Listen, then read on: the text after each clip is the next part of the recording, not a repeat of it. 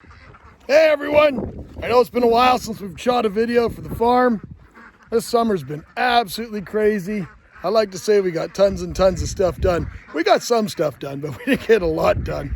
I just been in and out all the time. I got sick.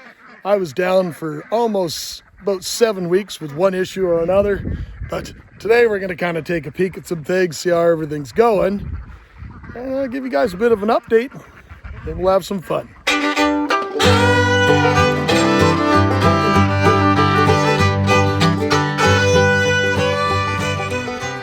Runner ducks, we still have all 13 as they go in a row there back into the house, wondering what am I doing.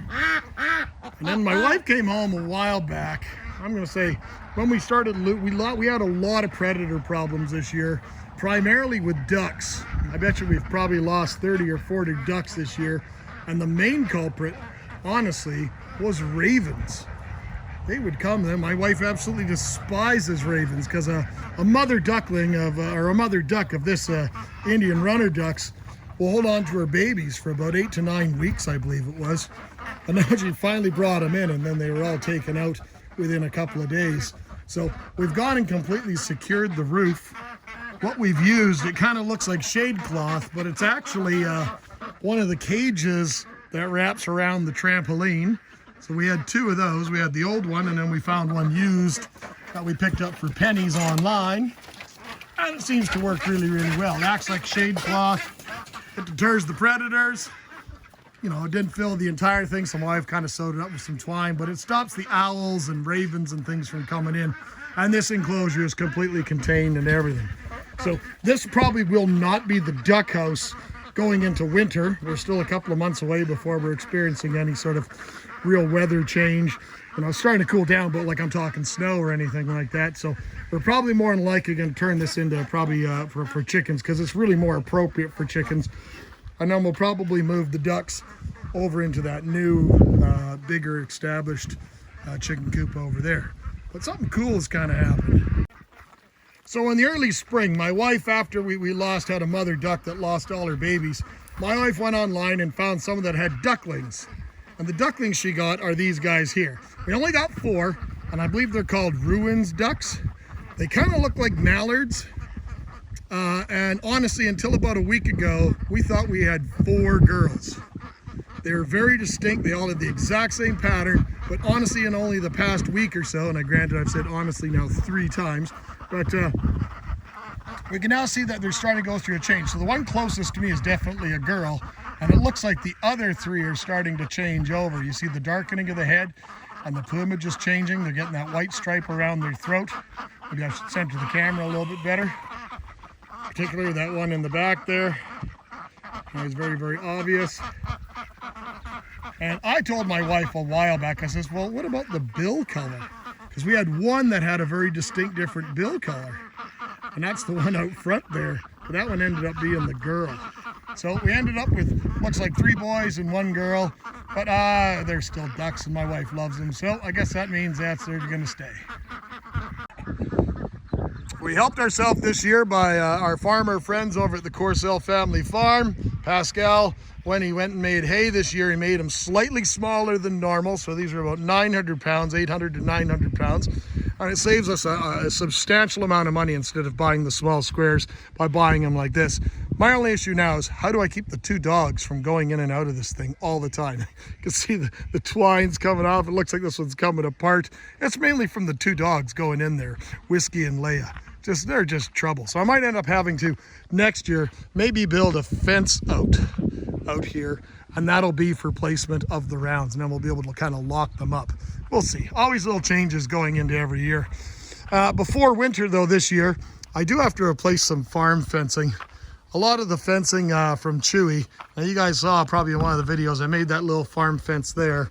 That kind of isolates the pigs from the cows. I see they're all over there. They're kind of separated. So the cows can't come into this section.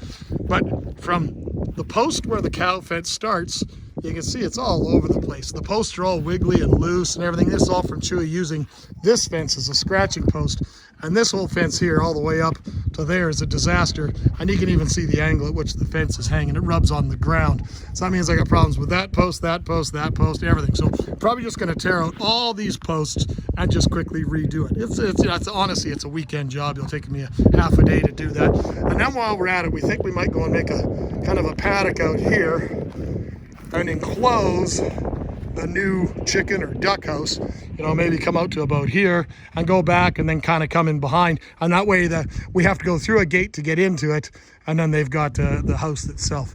That's kind of the idea we're looking at. And again, that's all something that can be done, that and changing those fences in a weekend. Key is I just actually have to be home for a weekend. Lately, it's been just gone all the time.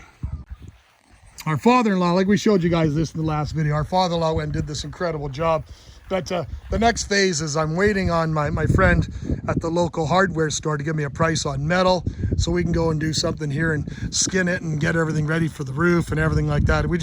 He's just as busy as I am. We just haven't had a chance to take care of that, but hopefully we'll get that taken care of before winter. I cannot say honestly whether or not we'll be able to get the trenching done because we have to trench from here, roughly the back wall of that, all the way over to somewhere over there attached to the house, and we've got to be able to bring water, which you can see is right beside the stairs there. We got to bring water and electrical out, and that's the most direct line, but I don't want to have to tear up the deck or anything, so we're not really certain how we're going to do. We might just go 10 feet over and then bring it out that way. We'll see. But to trench it all the way there, that's an entire day's job, and there's also a lot of expense in getting all those. We need the heat tape, heat trace. We need the electrical wire itself is going to be expensive because we're looking at about 300 feet to come all this way. It has to be very heavy gauge so it doesn't drop too much current. There's a lot of other expenses that we have to think of. So mainly getting the structure safe and protected going into winter is probably the most important thing. So this is one of Cypress's boys that she came with when she was delivered. So I don't remember the parentage, so she's obviously the mom. We don't know the dad yet, but we're gonna hold this one back. It's got the incredible floppy ears, great color, great personality, and it actually has fairly good pasturance, so which is one thing that we've been trying, because Cypress is one of our favorites, but her feet are absolutely terrible, so everybody needs some feet trims before going into winter, and there's Big Vader behind him, so that's gonna be one of our holdbacks. This little spotted one here, this is actually a female. This is one of, I believe it's one of Cheese's babies. And we are holding her back, or it might be Cypress's babies. I can't remember from the spring. My wife would know. But we're gonna hold that little white and black speckled one back. Nice flop ears. Lots of good traits and stuff that we like about it. And then we've got what my daughter called Melt, is that one there. And that one I believe is sold. And I can't remember about the other one. And then Luke over there, we had an opportunity on somebody was looking for a registered pair, and Luke is one. He's a great boar. He's got a great personality, but for our breeding and for what we're looking for, he's just not really the same of what we want to do. Now in the cow paddock, this is we have one more situation we've got to resolve, is we've got to get a proper hay feeder. As you saw, we did the rounds. I thought I'd kind of give kind of a feed test for the rounds.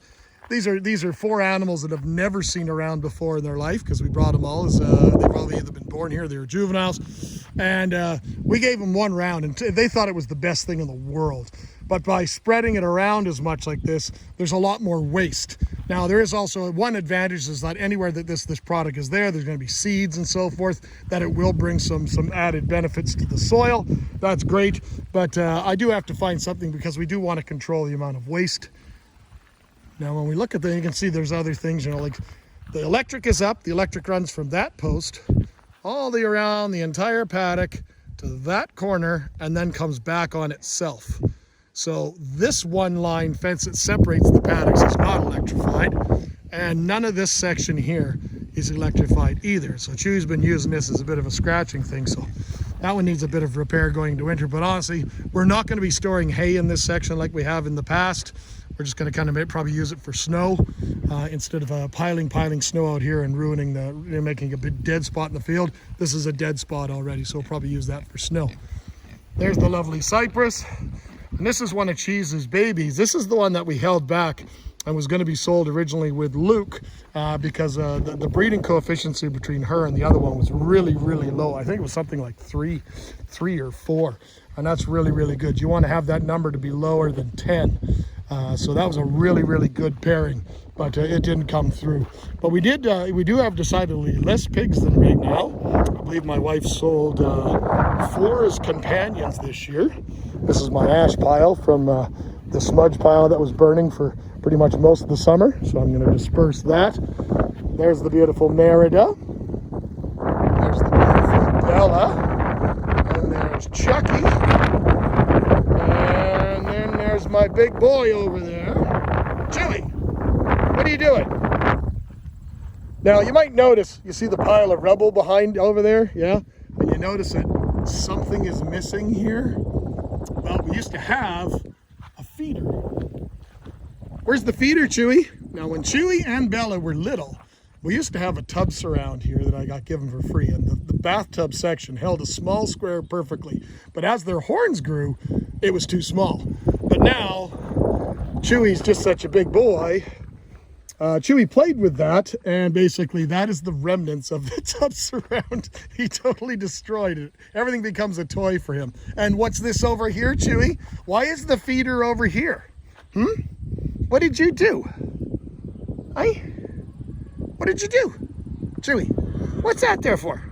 Did you put that there? Hey, was it you? I know it was you. You're a big jerk. But you're my boy. You're a good boy. Yes, you are. Yeah. Not too many flies bugging you, really, right? Just trying to get your hair in. He's a good boy. There's Chuckers. Hey, Chuckers, can I come pet you? Can I come pet you, Chuckers? Hey, hi, Mom. Hi, Bella. Hi, Bella. Hi, Chuckers. Oh, I almost touched you. Almost. So this section here was just built this year. It was new. And I already see we have some problems. So Chewy's brought this gate from somewhere that was left out here, and he's been playing with it, and he's clearly thrown it around on the fence, and some of the wires are now loose. But the wires on the bottom aren't as much of an issue. But why is this so incredibly loose? Something's up.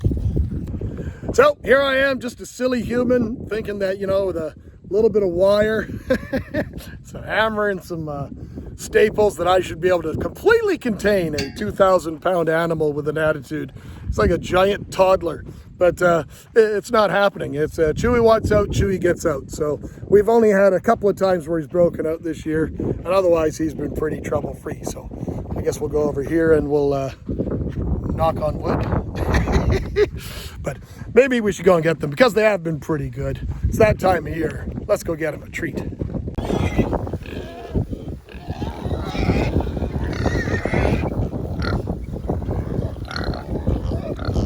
What is that, guys? Hey, what is that?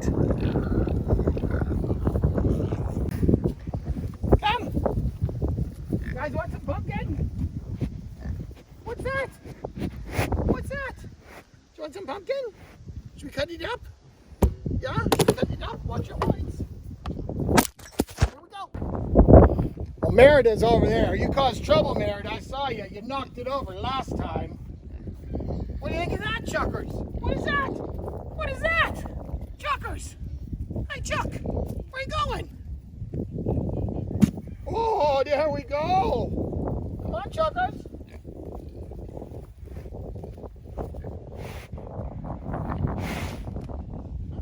Yeah, Chuckers!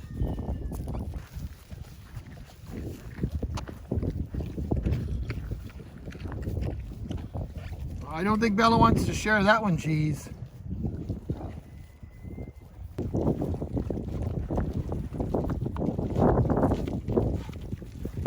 Good stuff, Bella.